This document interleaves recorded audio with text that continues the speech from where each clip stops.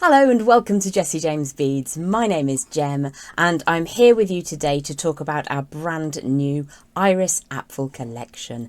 Now, Iris was a lady who truly believed in self-expression and I completely endorse that. So whether you're more is more or whether you're a delicate touch, expressing yourself through jewellery is something that we can all enjoy. Let's take a look at the collection and then let's make a necklace.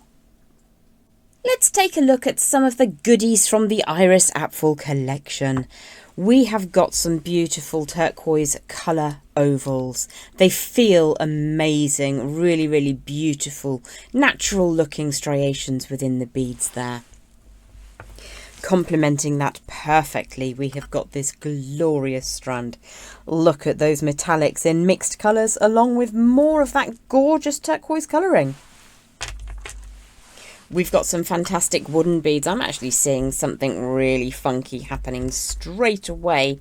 You could just slide those onto your favourite threading medium and you've got instant fun. We're adding in the Market Fresh Swiss chard. Look at those colours. They perfectly complement. And oh, what's this? I think we might have to use that. We've also got some incredibly detailed pendants. Definitely want to add one of those into the mix today. And then there's chain, so much chain. I've got gold with this gorgeously faceted stone in the middle there. So there's a chain reaction with diamonds. How gorgeous are they? Then we have got an opaque blue teamed with an almost antique bronze colour metal. Such a lot of chain. I really feel like using that one as well today. This chain is an absolute dream. It's beautiful and so easy to connect. It's just got these little notches at the end and you can slide them together. There's no wastage, no cutting, and it feels amazing as well. Not to mention my favourite chain of the bunch. I spent a lot of time in the 1980s as a child, growing up into a young woman, and we had a lot of beautiful, bright, big metal belts like this, so it takes me back. So we're going to start off by making a feature pendant, and if you really want to go the full iris, you can always make 2 of these and turn them into earrings instead. So let's begin. What we're going to do is to take some of the darker blue chain and we're going to disassemble it. So it's very easy to undo this simple looped rosary linked chain. If you take a deep dive into the links between those beads, you can see there's a little metallic bead either side, and then you have got a simple loop. One side has the cut, which is where I'm holding right now, and one side is connected to that core wire. So all we're going to do is to turn that a little bit away, just on half of the loop, and you end up with this open and closable simple loop. Then what we're going to do is on the first link on one side of our beautiful detailed pendant, we're going to, let's scooch that bead out the way, slide that into the first hole, and if you flip it over to the rear side of the design, turn it around to make it as easy as possible, all you'll need to do is close that loop back up. Easy as pie. So I'm going to disassemble a short amount of my chain, and what I'm going to do is add a single link into the first hole.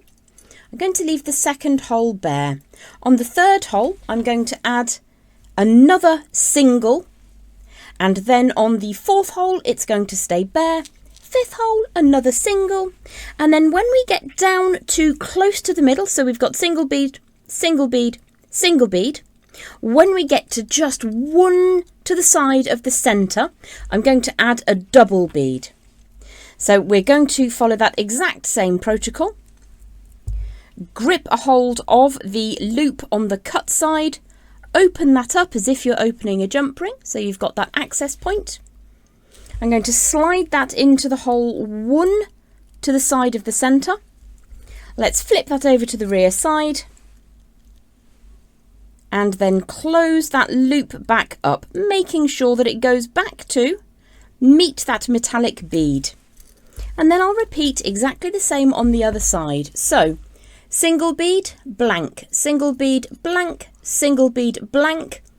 And then we're going to add in a double bead, and in the very centre I'm going to add 3 beads in one, and I'll show you what that looks like when it's completed.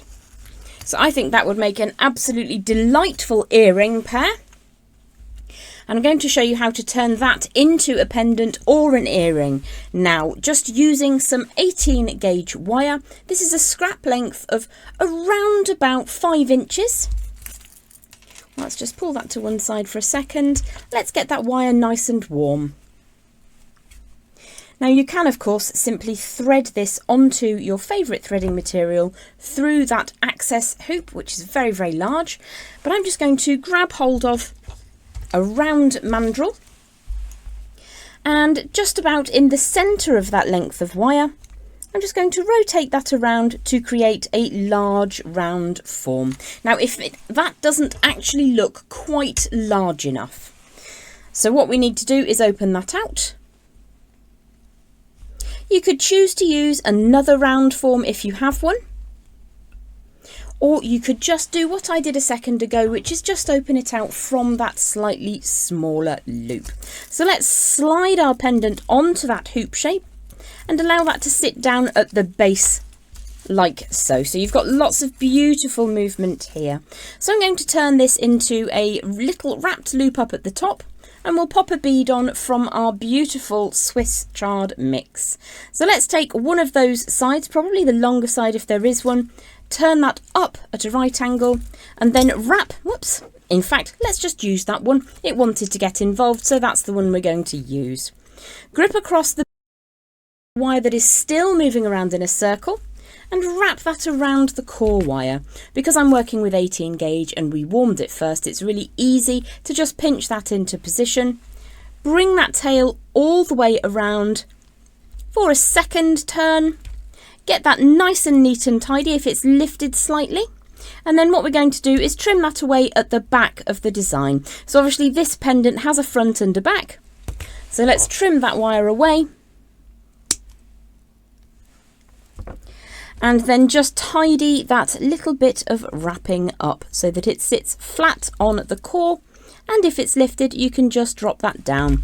So let's add our bead from that gorgeous Market Fresh mini mix, slide that down, and then we'll make a loop.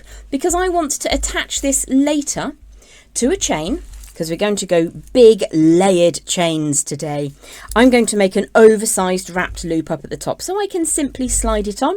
You could in the same way make that as a pendant. So I'm going to use step number 6 on my bail makers to get a really large aperture. Draw that wire all the way around, and then just rotate that excess around the core wire to make a secure loop.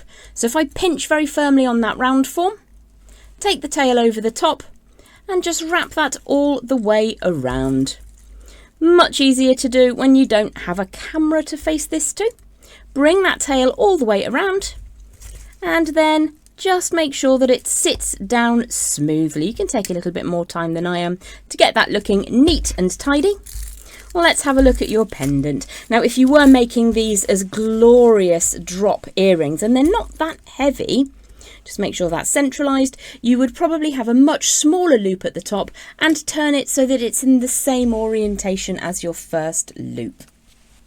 So this is how I'm envisaging my Iris Apfel inspired necklace. I've got my centrepiece down at the bottom here on a slightly longer chain, and I want to bring these two chains together so I can wear them at the same time whilst only having one closure at the back. So again, I'm working with 18 gauge round wire. I have some nice copper colour wire here. Very, very simple technique now to just bring that all together.